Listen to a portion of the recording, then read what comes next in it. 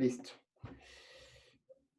A ver, recordar siempre que hay el tema de las tutorías, perdón por repetir tanto eso, pero no está de más, ya mismo tienen prueba, así que cualquier cosa que tengan de dudas, siempre estoy disponible, entonces me escriben un correo, fijamos fecha y hora, y mediante eso podemos hacer tutorías, ¿no?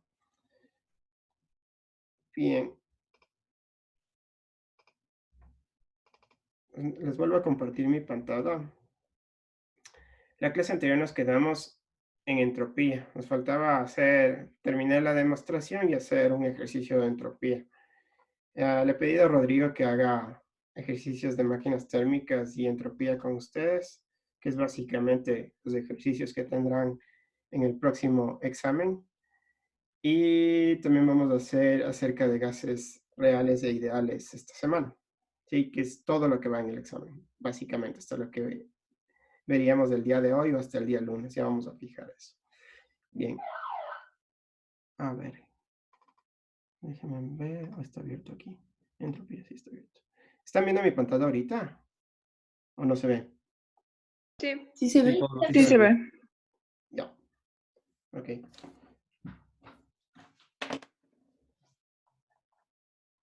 Quedemos aquí. Bien. A ver, déjenme ver mis apuntes.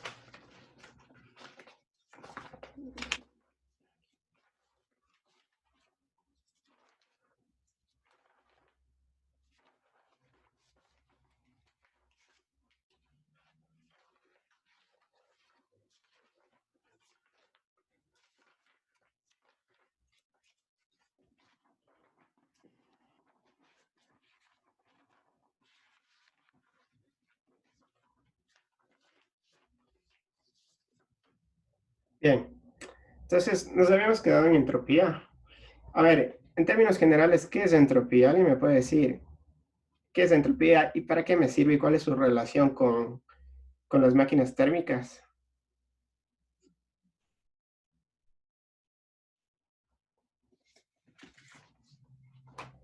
¿Alguien? ¿Qué es entropía? o sea, de ¿Sí? la definición que vimos otra vez, lo que tú nos dijiste que también estaba bien es la definición de cuántos microestados tiene un sistema, Eso. Sí, sí, sí, sí. o el Pero, caos, o el desorden. exacto. Sí, o sea, todo eso es válido. Pero, ¿cuál es la relación con máquinas térmicas? O sea, ¿para qué nos sirve ya en términos prácticos la entropía? ¿Qué te puede entregar de información la entropía en cuanto a una máquina térmica?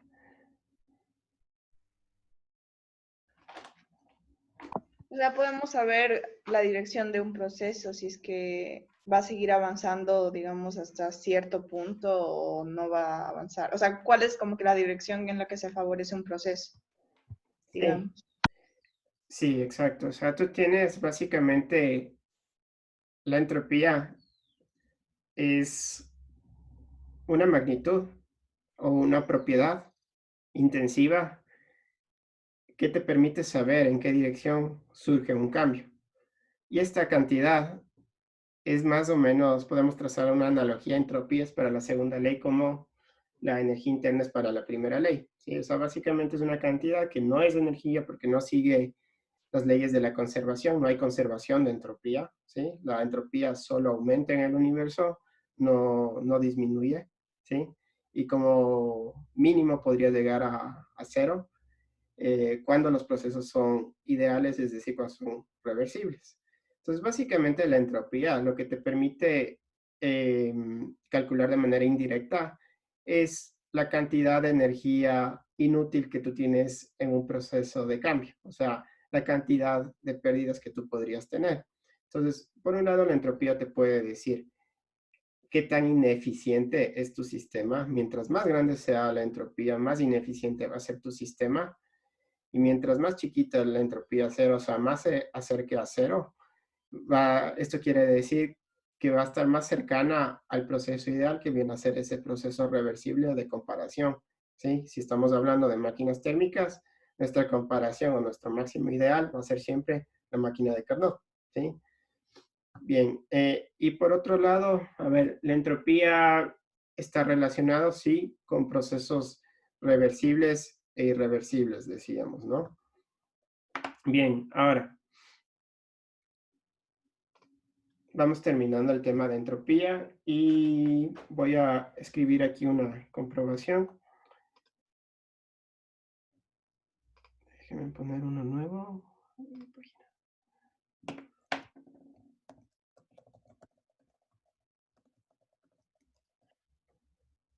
Bien.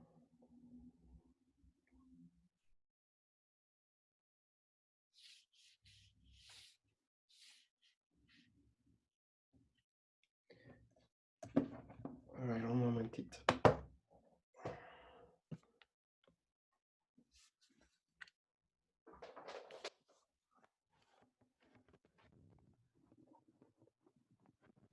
A ver, nosotros tenemos una máquina térmica. Tenemos la típica representación de una máquina térmica, ¿no? Tenemos una máquina térmica, tienes una fuente a una temperatura TH. Básicamente se ese calor hacia la máquina térmica a una tasa de QH. Esta máquina térmica, a su vez, cede parte de ese calor hacia un sumidero. Ese sumidero está a una temperatura TC, ¿sí? De TH va a ser mayor a TC. Y lo que no se ha cedido en forma de calor hacia el sumidero se ha transformado en trabajo neto, ¿sí? O sea, el trabajo útil.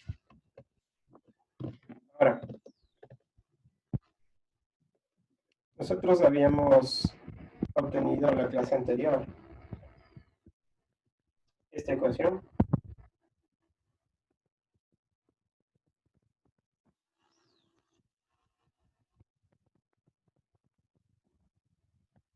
Básicamente nacía de una de las ecuaciones de Carnot.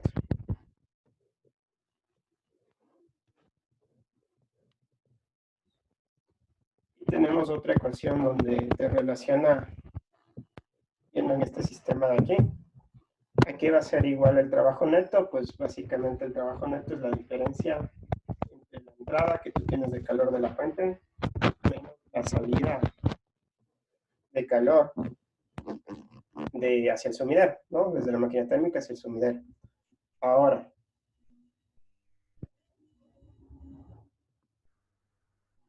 yo podría despejar esta ecuación de aquí. Podría despejar QC, ¿sí? Con lo cual yo tengo lo siguiente.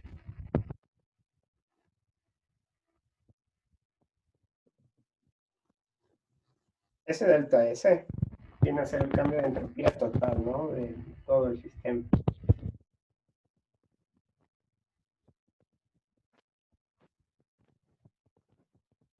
Despejando. Bien, ahora, si yo reemplazo esta ecuación en esta ecuación, veo que tendría.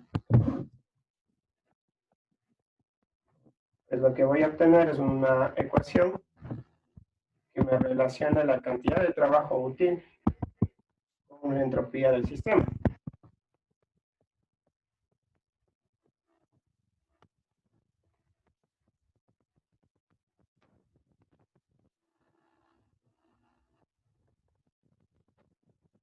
Voy a sacar factor común incluso para simplificar.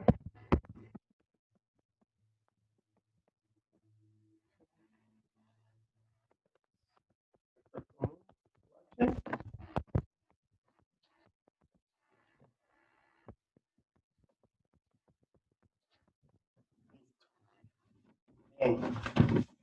Ahora, si yo solo me fijo en esta última ecuación,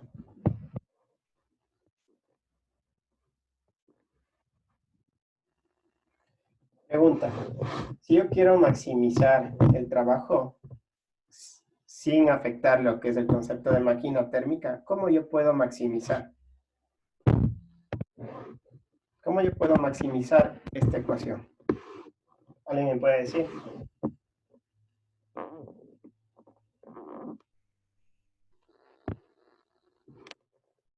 ¿Qué harían ustedes para maximizar? Que T sea mayor, TH sea mayor. Ya, sí, está muy bien.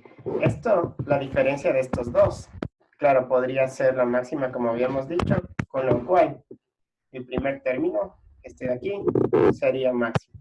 A ver, nosotros tenemos dos términos en esta ecuación, ¿no? Tenemos este término de aquí y tenemos este término de acá, ¿sí?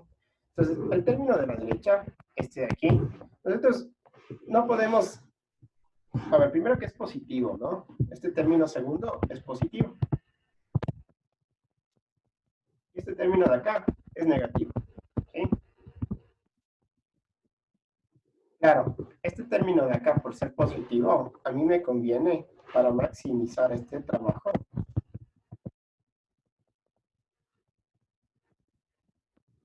Me conviene que sea lo más grande posible. Y claro, como nos decía, creo que Alejandra, como nos decía, básicamente para maximizar este término segundo que es del positivo, lo que deberíamos hacer es que nuestra fuente o sumidero sea lo más frío posible y nuestra fuente de calor sea lo más caliente posible. O sea, lo que debemos hacer es agrandar esa diferencia de temperaturas, lo que habíamos visto antes. Bien, ahora, en cuanto a esto de acá, ¿qué debería pasar para maximizar el trabajo neto? Que sea Que más pequeño. ya Ya. sea menor. Y, No, sea ¿sí? menor. A Ya, ver, ¿y cuál sería el caso límite, por ejemplo, que sea lo más pequeño? Que sea cero. Claro, ¿me entiendes? ¿Por qué que sea cero qué? Pero, ¿qué término podría ser cero? El cambio de el delta S. Ya, entonces, para maximizar esta ecuación, lo que nosotros deberíamos hacer es que se minimice el término del cambio de entropía. El cambio de entropía, como mínimo, como habíamos visto, puede ser cero. ¿Sí? Y cuando es cero significa que es un proceso reversible. Perfecto. Entonces, esto es un proceso reversible. O sea, siendo esta ecuación cero, ¿cómo te quedaría la ecuación? Te quedaría de la siguiente manera, ¿no? Te quedaría que el trabajo neto es igual a multiplicado por 1 menos TC de TH. Bien. Y si yo le paso el QH hacia la izquierda, ¿a qué se parece esa ecuación? Ya, ya.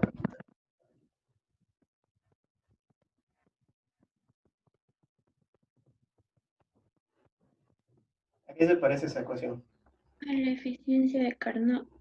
Sí, o sea, si tú ves la derecha, esto de aquí, A la eficiencia real ya esta es la de Carnot. exactamente, eficiencia De Carnot. de Carnot. La izquierda es la eficiencia térmica o la eficiencia real, que está súper.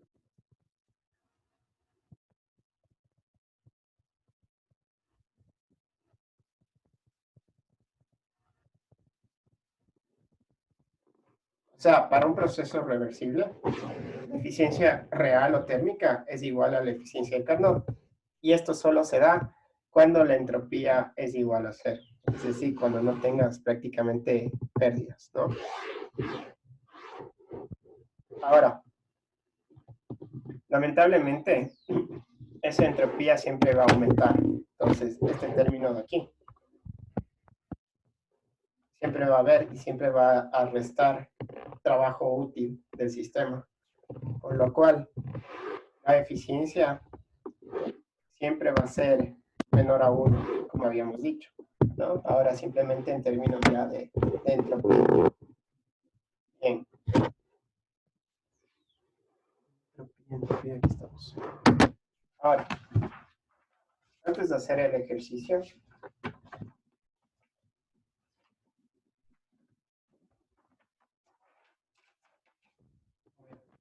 así para que se vea.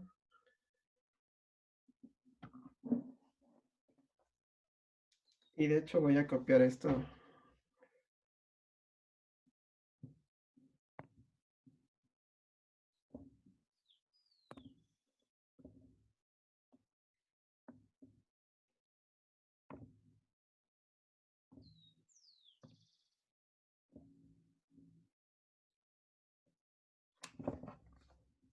Esto acá.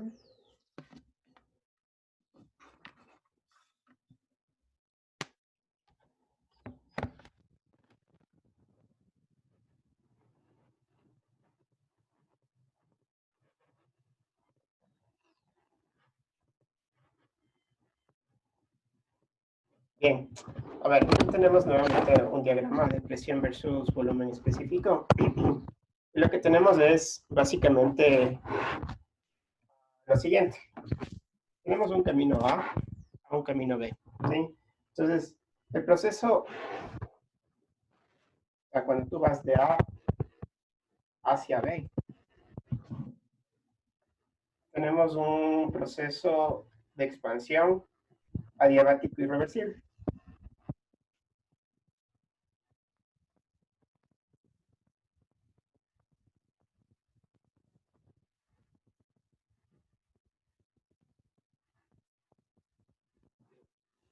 Irreversible.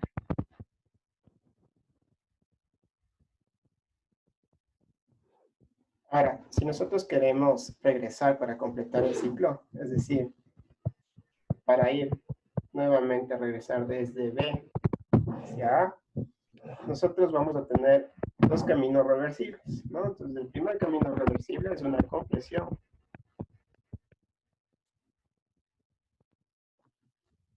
adiabática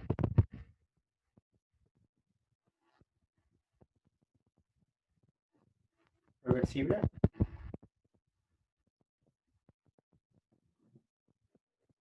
Y después vamos a tener una compresión isobárica reversible.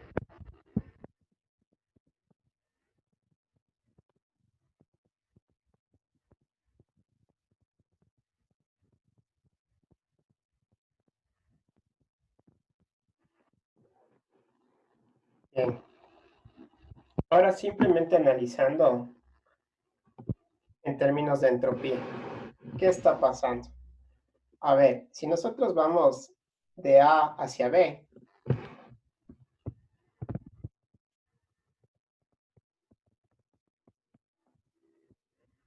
hay un cambio de entropía.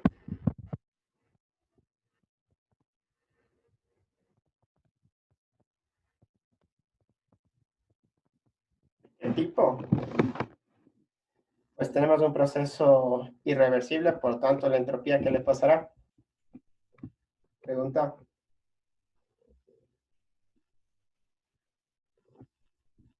En un proceso irreversible. ¿Qué le Es pasa a la dejar entropía? de cero. Sí, pero ¿aumenta o disminuye? Aumenta.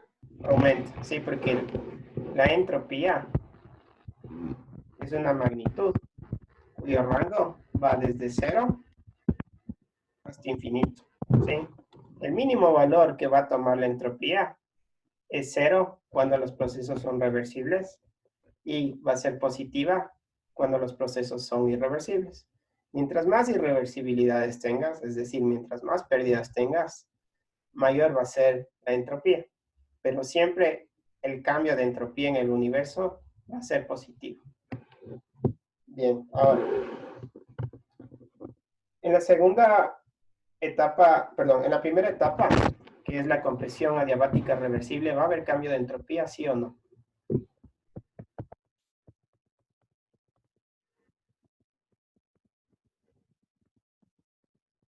Si nosotros analizamos cómo se calculaba la entropía, pues era la integral del diferencial de calor reversible partido para la temperatura. ¿sí? Ahora, si la primera etapa es una compresión adiabática reversible, sobre todo que sea adiabática, ¿sí? ¿Qué quiere decir que sea adiabática? Que no hay transferencia de calor, ¿sí? Entonces, el cambio de entropía en este proceso adiabático reversible va a ser igual a cero. Con lo cual decimos que este proceso es isentrópico, ¿no? O sea, no hay cambio de entropía. Generalmente los procesos adiabáticos, o más bien dicho siempre, los procesos adiabáticos reversibles son isentrópicos, ¿sí? O sea, no tienen cambio de entropía. Después, la segunda etapa. En la segunda etapa, sí o sí, debería haber cambio de entropía.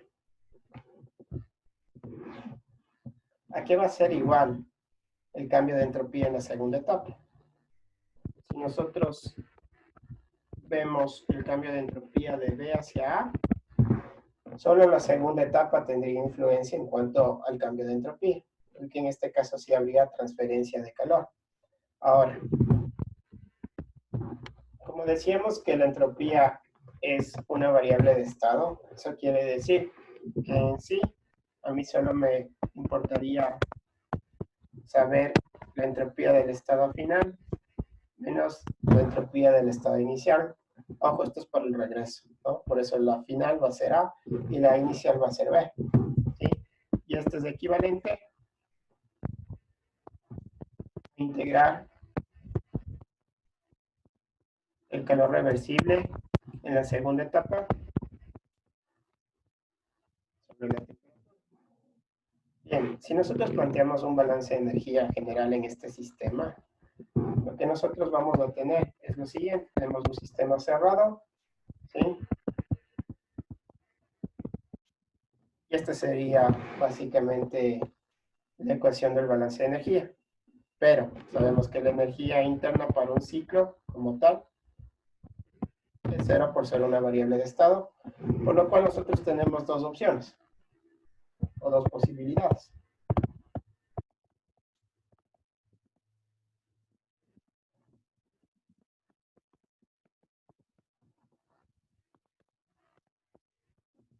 Puede ser que el calor sea positivo y el trabajo sea negativo, o el calor sea negativo y el trabajo sea positivo. ¿Qué es lo que realmente está sucediendo? ¿Sí? Al menos en la segunda etapa. ¿Qué es lo que está pasando? Repito, la segunda etapa, tú tienes aquí la primera de regreso y después tienes la segunda. Yo estoy fijándome aquí. ¿Qué está pasando? ¿Está ingresando calor o está saliendo calor del sistema? ¿Por qué?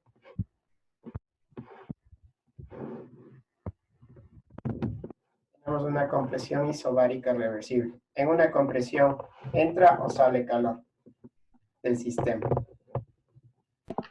Sale calor. Ya, está saliendo calor. Y en cuanto al trabajo, ¿entra o sale? Entra trabajo, ¿sí? Porque por una compresión entra trabajo y sale calor. Por lo cual, esta sería la opción correcta, ¿sí? Ahora, si tú visualizas el diagrama, ¿dónde está ese trabajo que está entrando? Tenías A, partías hacia B, y después regresabas mediante dos procesos, ¿sí? Entonces, claro, primero tú tenías una expansión, ¿no? Y esa expansión, tú tienes un trabajo que cede del sistema hacia los alrededores, ¿no? Que vendría a ser el área bajo la curva. Y después tú tienes un trabajo de compresión, que es un trabajo que va desde los alrededores hacia el sistema, por lo cual sería esta área bajo la curva, ¿sí? Entonces, ¿cuál va a ser el trabajo neto si esta es una máquina térmica? ¿Qué tienes en el ciclo? Dentro del ciclo, ¿no? Eso sería el trabajo neto ingresado.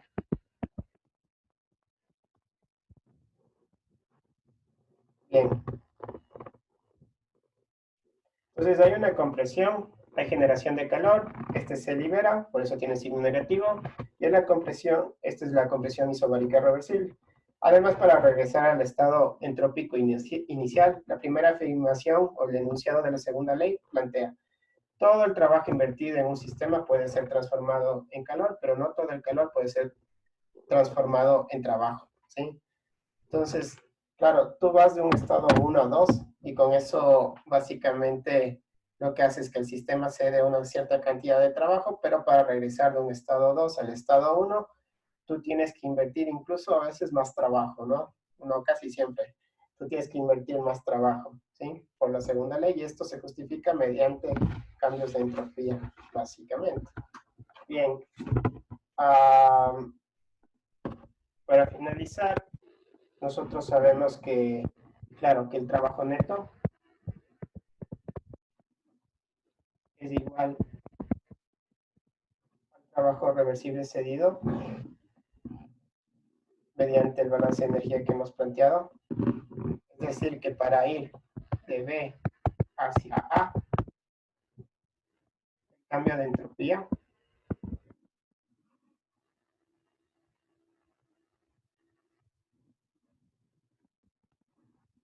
va a ser la entropía de la llegada menos la de inicio. Esto decíamos que es igual a esto. Y esto de acá, sabemos que es negativo. ¿Qué implica que esto sea negativo?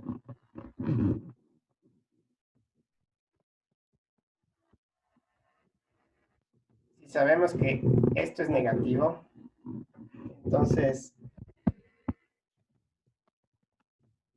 para que eso se cumpla, la entropía de B debe ser mayor a la entropía de A. ¿Sí?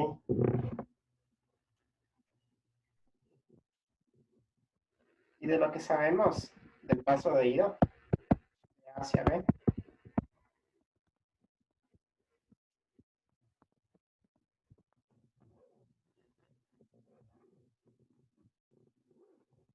aplicando que la entropía de B es mayor a la de A, entonces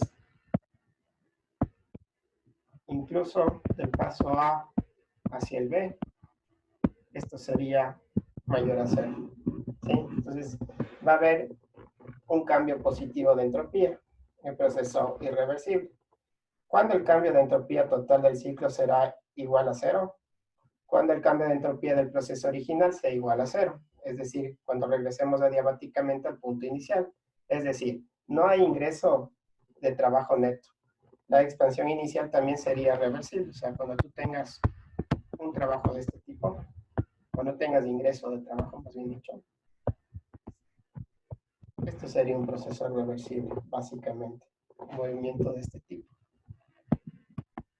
Aquí el cambio de entropía total sería igual a cero. Estos serían procesos reversibles, ¿no? Bien.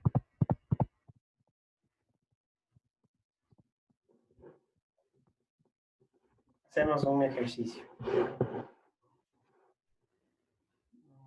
Entonces, a ver, lo voy a copiar nuevamente para terminar el tema de entropía.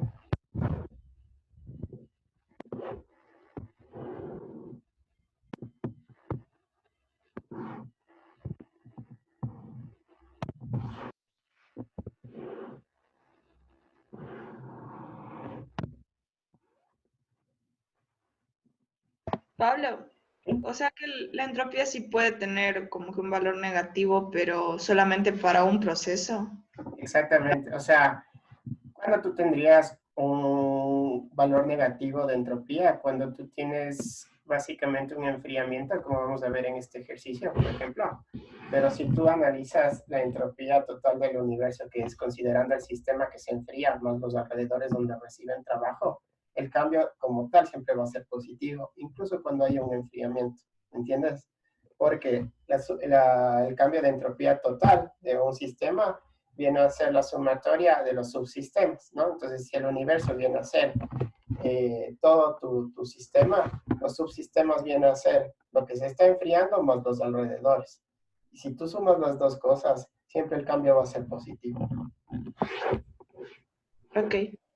Entonces aquí tienes, por ejemplo, dice, una pieza de 40 kilogramos de acero fundido, cuyo CP de este acero fundido es de 0.5 a una temperatura de 450 grados centígrados, se templa con 150 kilogramos de aceite. Este aceite va a tener un CP de 2.5 y va a estar a una temperatura de 25 grados centígrados.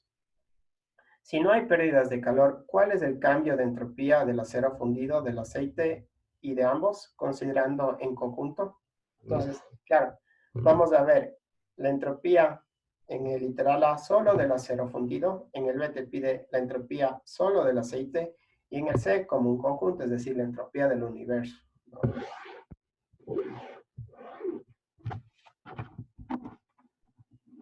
Bien, voy a poner los datos aquí.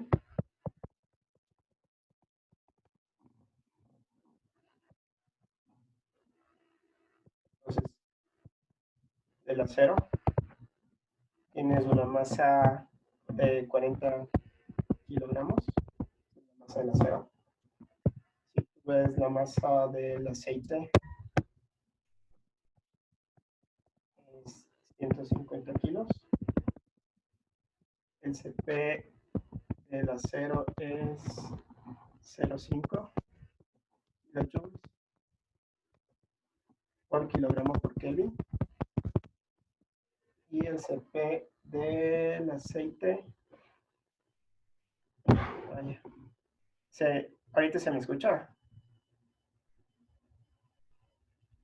Pablo, si se le escucha. Ya, Sí.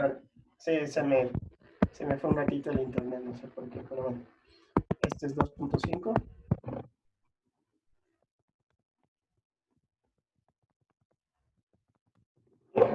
Temperatura de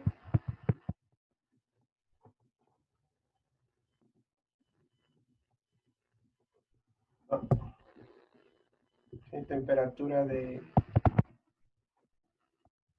aceite es 25 grados centígrados. Ahora, nosotros utilizamos temperaturas absolutas siempre en entropía, ¿no? No olvidarse. Entonces, por eso lo paso a Kelvin de una vez. Y tenemos la temperatura que estaba a 450 grados centígrados. Y esto quiere decir en Kelvin 723. Bien, ahora, en la parte A te dicen calcular el cambio de entropía del acero fundido. ¿Cómo calculamos la entropía del acero fundido? ¿Qué le está pasando al acero fundido en este sistema? Es como los problemas de calorimetría, básicamente, ¿no? Entonces, tú le estás metiendo a esta barra de acero fundido, ¿sí? Que tiene una masa de 40 kilos dentro de 150 kilos de aceite. E inicialmente este acero fundido estaba a una temperatura de 450, ¿sí? Y el aceite está a 25. Entonces digo, físicamente, ¿qué está pasando?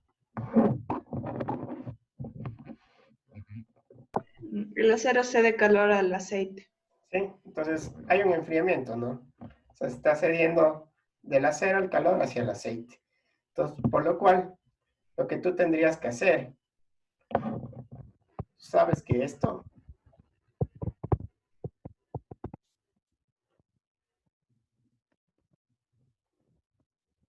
es la diferencial de calor sobre temperatura.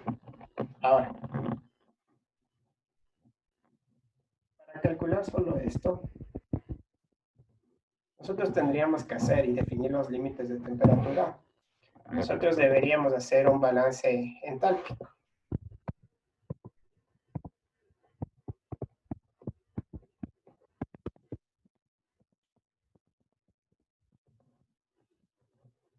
¿Se acuerdan cómo hacíamos los balances entálpicos en estos sistemas?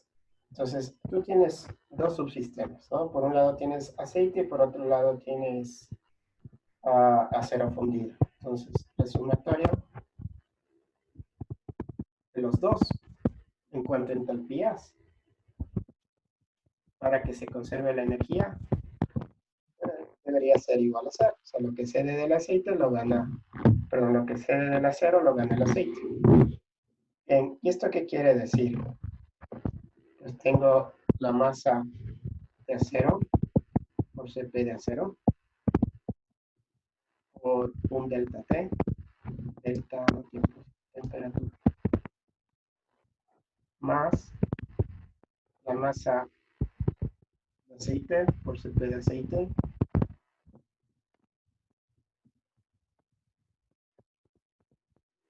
por otro delta T. Esto es igual a cero. Ahora, reemplazando datos. Esto era 40 kilos. No voy a poner unidades, ya todo está consistente. Esto era 0.5. Es una temperatura final que no sabes cuál va a ser, pero iniciabas a 723 en cuanto al acero fundido. Tienes 150 kilos de aceite, SP del aceite. La temperatura final no sabes cuál es la del aceite, pero es la temperatura de equilibrio para los dos, ¿no? O sea, ¿qué? Temperatura de equilibrio.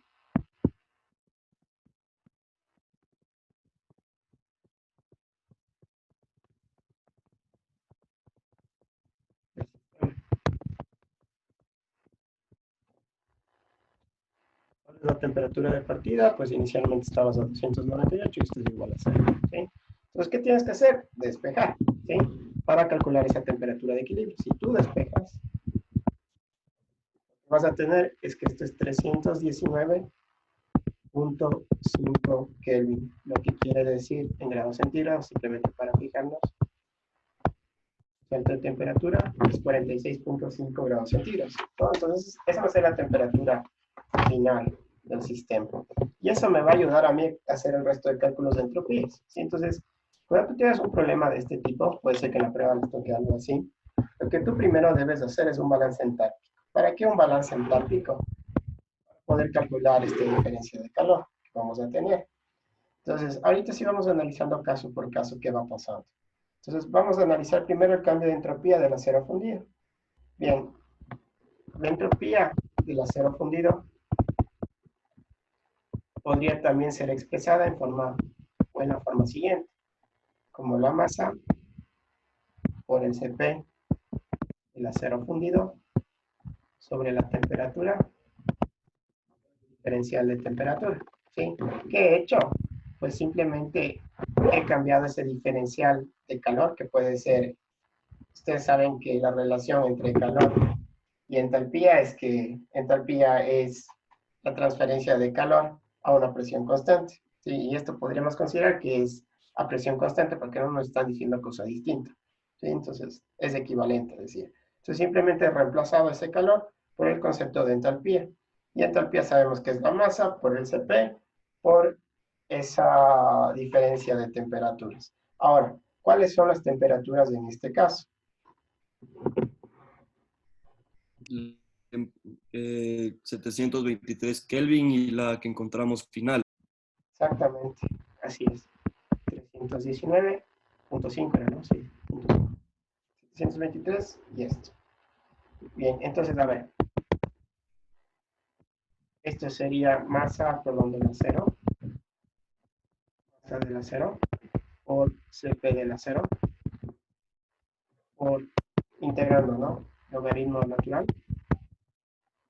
de 300, bueno, de la temperatura de equilibrio partido para la temperatura inicial. Entonces, bueno, reemplazas datos, ¿no? Esto sería 40, 0,5, logaritmo natural de 319.5, 723. Y esto sería menos 16.3 ¿Qué unidades? Siempre. La entropía está expresada en forma de energía sobre temperatura absoluta. Esto sería kilojoules sobre Kelvin. Aquí está lo que decía justo David, ¿no? O sea, claro, decíamos,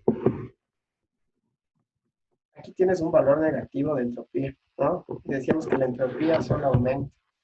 Parece raro, ¿no? Pero ¿qué es lo que está pasando? Bien, ese es el resultado para la parte A. Vamos, analizamos la parte B, que te dice el cambio de entropía para el aceite.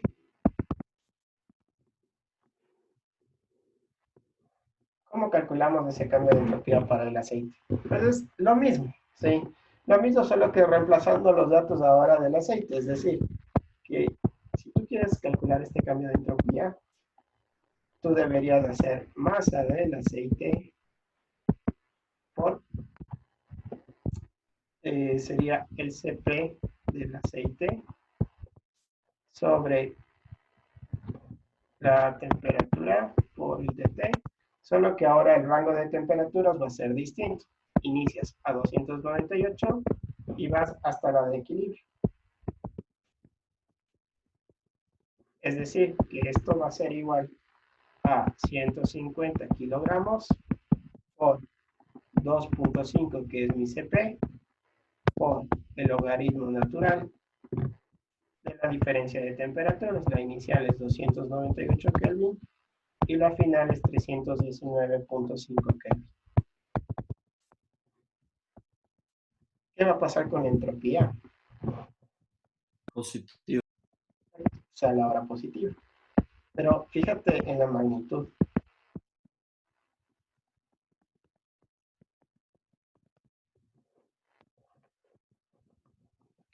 Es mucho más grande, entonces el Es, sistema a la final está es, ganando entropía. Eso, exactamente. Eso es lo que nos decía la anterior comprobación. O sea, la última parte te dice, ok, dime la entropía del sistema, o lo que es equivalente a decir el cambio de entropía en el universo. Entonces, el cambio de entropía total es igual al cambio de entropía del sistema.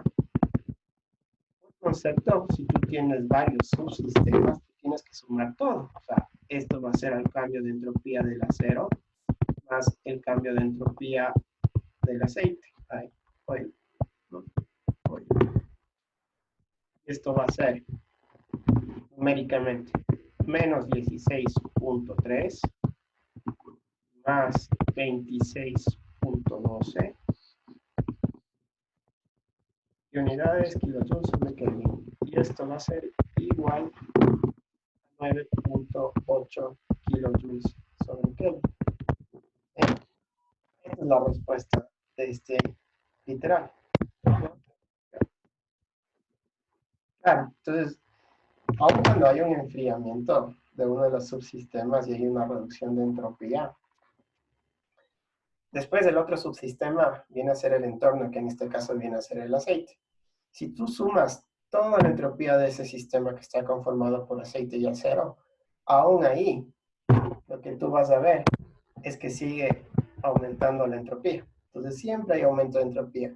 Si por haber razón en tu prueba o en la vida profesional estás haciendo ciertos cálculos, tú ves que te da una entropía total del sistema negativa, es que algo hiciste mal, ¿sí? Lo que puede pasar, sí, es que un subsistema, como este de acá, el que está perdiendo calor, ¿sí? Te puede salir negativo, pero el total, siempre de lo siempre, esto va a ser positivo.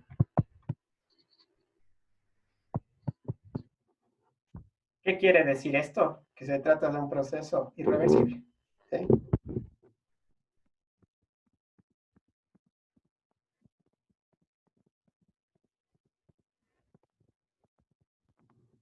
¿Entendido el problema? Sí, Pablo. ¿Tienen preguntas? Miren, yo les digo así directamente, algo así puede ir en el examen.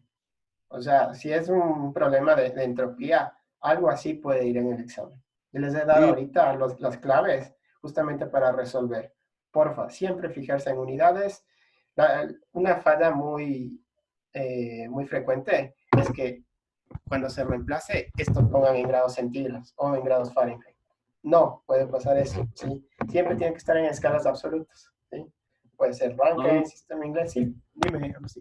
Pablo, y, o sea, ¿algún ejercicio nos pudiera salir cero para que sea reversible o no? Es Claro, muy claro, sí, podría ser que te salga a cero, pero eso vendría a ser donde hay un diferencial de calor muy chiquito, donde te estés moviendo en el equilibrio. O sea, sería algo muy claro. teórico y algo que realmente no va a suceder.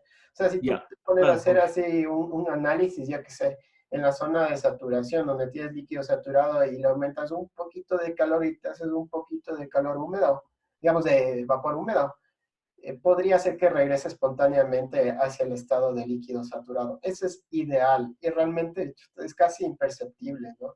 Entonces, ya, algo así perfecto. podría ser, pero generalmente lo que tú tienes que fijarte es que si hiciste bien en la vida real, ese cambio de entropía total va a ser positivo. Con eso tú sabes que sí o sí has hecho bien, ¿sí? Si has hecho todos los cálculos bien, te va a salir positivo y después del valor en cuanto a magnitud, habría que revisar bien tus cálculos de las integraciones, etcétera, pero digamos, en definitiva cuenta, si te sale positivo es que vas bien, lo has hecho bien. Ya, Pablo, de ¿Sí? una, gracias. Ya, clave, ¿no? Para un examen futuro que se aproxima, ¿no? Bien, ahora sí.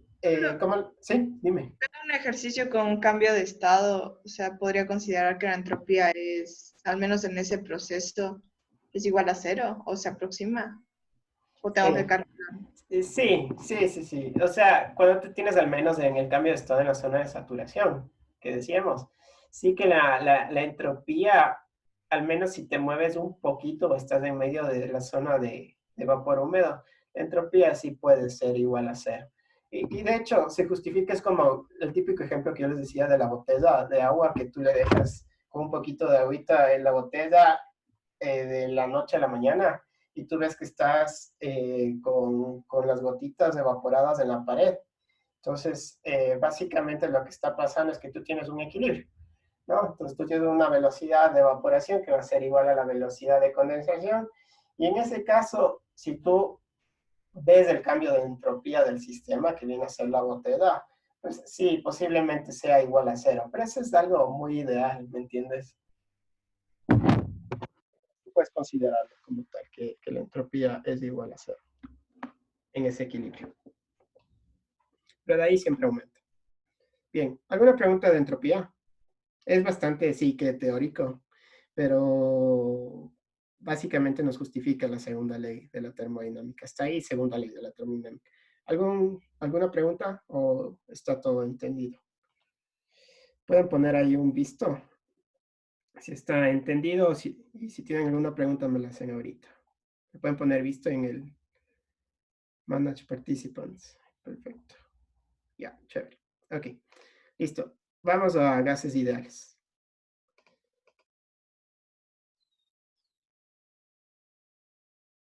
Vaya, se nos fue el tiempo de una.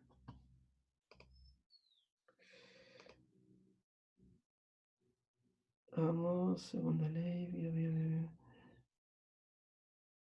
No, no tengo aquí. Creo que todavía no lo he subido. Sí, lo subí. Sí, lo subí. Aquí está. A ver, ¿qué es un gas ideal? Pues básicamente tú tienes ciertas condiciones que se deben cumplir para que un gas sea considerado como ideal. ¿Cuáles son esas condiciones para que ese gas se considere como ideal? Pues, a ver, existen tres condiciones. Básicamente es que las moléculas no pueden ocupar espacio alguno o son infinitamente pequeñas. La segunda es que no existen fuerzas atractivas entre las moléculas, lo que les permite moverse libremente e independientemente una de otra. A ver, esto de que no es como tal que no existen fuerzas atractivas, siempre va a existir fuerzas atractivas. ¿Cuáles son las fuerzas atractivas? Pues existen de varios tipos, ¿no? A nivel molecular o microscópico. Pero básicamente estas fuerzas son superadas por las condiciones a las cuales están los gases ideales, que ya vamos a ver cuáles son. Por lo cual se puede considerar de que no existen, ¿no? O que no son importantes estas fuerzas atractivas. y por lo cual se puede mover libremente, ¿no? En un sistema. Después, la tercera condición es que las moléculas de gas se mueven de manera aleatoria en trayectorias lineales y las colisiones entre las moléculas y las paredes del recipiente que lo contiene son choques perfectamente elásticos. ¿Qué quería decir que sean choques perfectamente elásticos? Concepto de física 1. ¿Alguien me puede decir?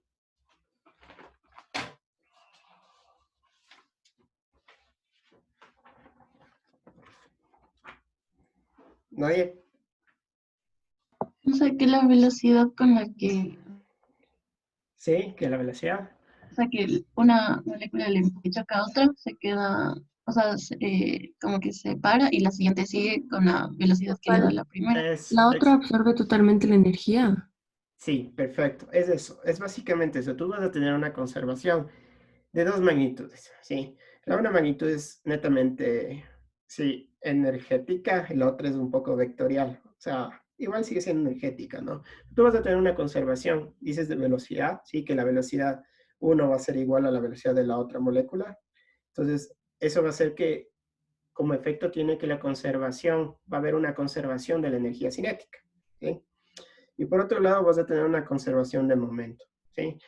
¿Qué era el momento? Es básicamente una magnitud que está relacionado a la naturaleza vectorial que tiene la velocidad, ¿sí? Y que es el producto entre la masa y la velocidad. Entonces, cuando ustedes vayan al siguiente curso que va a ser de ingeniería de flujo, ustedes van a hacer tres tipos de balances con los fluidos, ¿sí? Van a hacer balance de masa, van a hacer balance de energía y van a hacer balance de momento.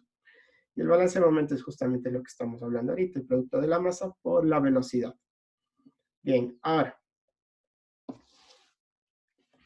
a nivel macroscópico, o sea, esto que vimos antes, claro, es a nivel microscópico y es bastante teórico, ¿no? Pero ahora, a nivel macroscópico, ¿qué condiciones se dan para que un gas sea considerado como ideal? Pues, cuando se cumplen las condiciones antes mencionadas. Entonces, esto es súper, súper importante lo que he puesto en negrita aquí, ¿no? O subrayado. Un gas a bajas presiones y o altas temperaturas cumple con estas condiciones y por tanto será considerado como un gas ideal. Claro, analicemos cada punto. O sea, es como que, a ver, salvo el primer punto, que donde las moléculas no ocupan lugar en el espacio porque son infinitamente pequeños, las otras dos sí son consecuencias de estas condiciones. Porque si tú tienes bajas presiones, ¿qué resultado vas a tener en las moléculas? Entonces, imaginemos el típico ejemplo que nosotros somos, digamos, todo el grupo, toda la clase, seríamos una molécula dentro de un sistema, que vendría a ser un recipiente X, ¿no? Un frasco, por ejemplo. Si tú tienes bajas presiones dentro del sistema, claro, tú vas a tener libertad para moverte, ¿sí? Por lo cual el posicionamiento que tú vas a tener es totalmente aleatorio. A ver, espérame, le voy a poner el teclado para no mover.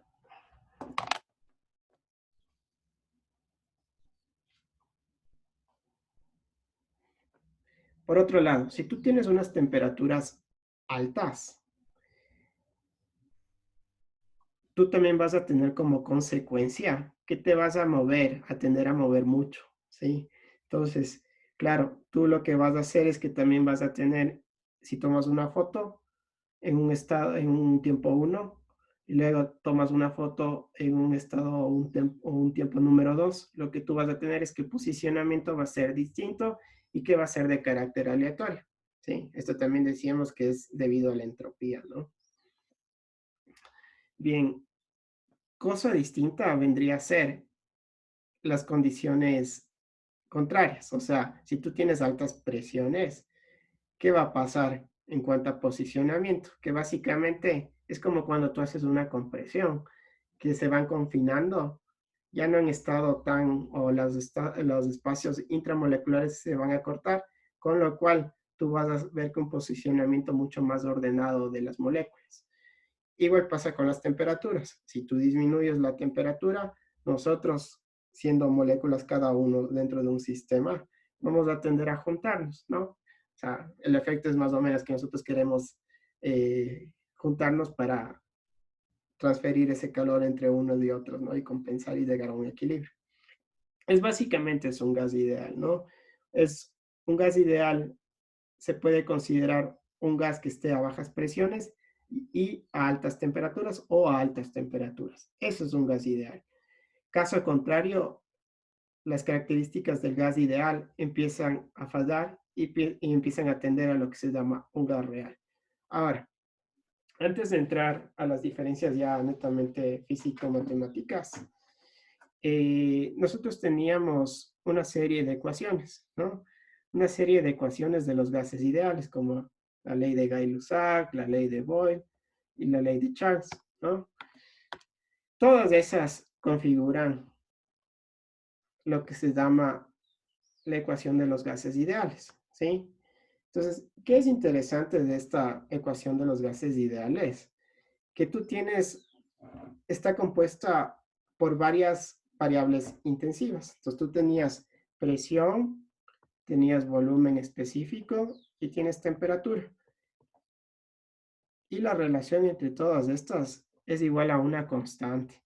Entonces, independientemente de qué presión, qué volumen específico y qué temperatura estés, esta relación siempre va a ser igual a una constante que va a ser la misma, que va a ser la constante de los gases ideales. Eso es lo interesante de estas condiciones. Y eso simplifica la vida al rato de hacer el cálculo del estado en el que tú te encuentres. Entonces, aquí tienes la ecuación de los gases ideales.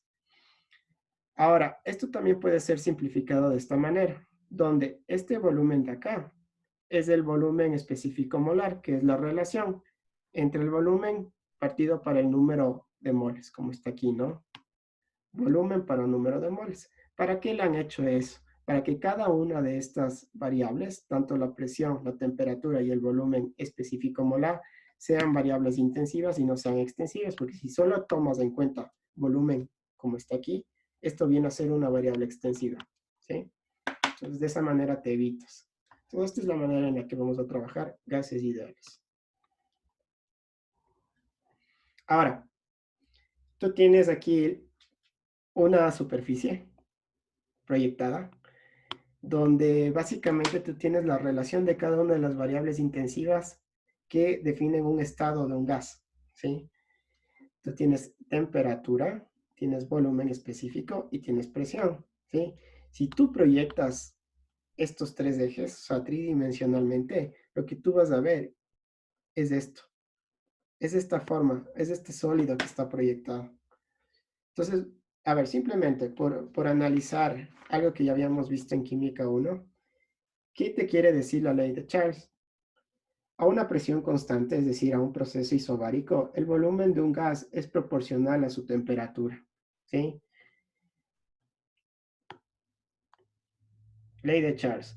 Volumen de un gas proporcional a temperatura cuando tenemos procesos isobáricos, es decir, a presión constante, ¿sí? Entonces, si ustedes ven aquí, estas son isóbaras, ¿no?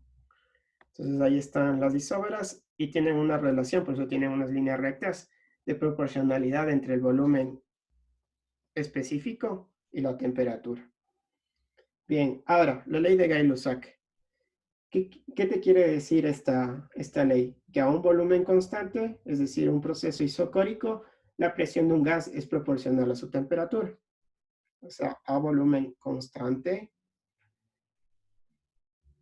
la presión es proporcional a la temperatura.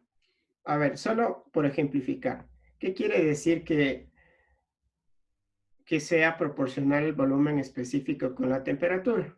Que si tú vas a tener mayor temperatura, ¿sí? Tú vas a tener mayor volumen ocupado. Menor temperatura, menor volumen ocupado. En este caso, si tú tienes un volumen constante, a mayor presión, mayor temperatura, a menor presión, menor temperatura. Ejemplo, por ejemplo, de esta ley de Gay-Lussac podría ser, yo que sé, la onda de presión, ¿no? El principio de funcionamiento de la onda de presión. Mientras mayor presión tú tienes, mayor temperatura tú puedes lograr y menor tiempo de cocción tú vas a tener. Y finalmente, la ley de Boyle. La ley de Boyle te dice que a una temperatura constante, es decir, durante un proceso isotérmico, la presión de un gas es inversamente proporcional al volumen, ¿sí? Entonces, cuando tú tengas mayor presión, tú vas a tener menor volumen. A mayor presión, perdón, a menor presión, mayor volumen, ¿sí? Entonces aquí tú tienes justamente las isotermas que hemos estado trazando para calcular, por ejemplo, el trabajo neto que teníamos de máquinas térmicas, ¿no? Entonces, con estas tres ecuaciones, básicamente se forma o se logra obtener esa ecuación general de los gases ideales, ¿no? Y para terminar, simplemente ustedes aquí, miren, tienen diagramas de volumen versus temperatura y tienen diagramas de volumen versus presión en el primero, en este de aquí, y tienen en este de acá volumen versus temperatura. Y ustedes tienen, claro, utilizando las leyes de los gases ideales, ustedes tienen el comportamiento de ese gas, ¿no? Pero ustedes van viendo que conforme la presión aumenta y conforme la temperatura disminuye, hay un distanciamiento de lo que realmente tú tienes en un gas real de un gas ideal. Sí, por eso es que conforme estas condiciones van cambiando, la presión va aumentando y la temperatura va bajando, las ecuaciones de los gases ideales ya no resultan apropiadas para describir el comportamiento que va a tener ese gas. Y ese distanciamiento se llama el estado de los gases reales. Bien, hasta ahí, chicos. ¿Alguna pregunta? No, Pablo. Sí, No, Pablo. bueno, la siguiente clase seguimos con esto. Vamos a ver un poquito, sí, de equilibrio, multifase y de los gases reales e ideales como tal. Bueno, suerte, chicos. Pablo, Sí, Pablo, Perfecto. sí, sí, sí, sí. una cosa, es sobre la conexión de internet. O sea, esta clase sí se me Sí, yo la conectaba bien, pero voy parece que empeoró y ya desde ah, esa clase estuvo muy, o sea, ya está súper mal porque ya entrecortada. se me recortaba. Ajá. Ya, ok. Yo la voy a grabar esta clase. Ahorita ya la voy a parar. Y cuando tenga grabada en mi compu, como les había dicho al principio, les voy a subir en un canal de YouTube que les voy a compartir el enlace para que ustedes sigan viendo y no tengan problemas. Y con eso estaría solucionado. Ay, ya, muchas gracias. Listo. Ya, chicos, nos vemos. No, Suerte en Pablo, todo. gracias. No, Pablo, Yo, gracias. Pablo. Todos. Buen día a todos. Igualmente, nos vemos. Chao, Lucy.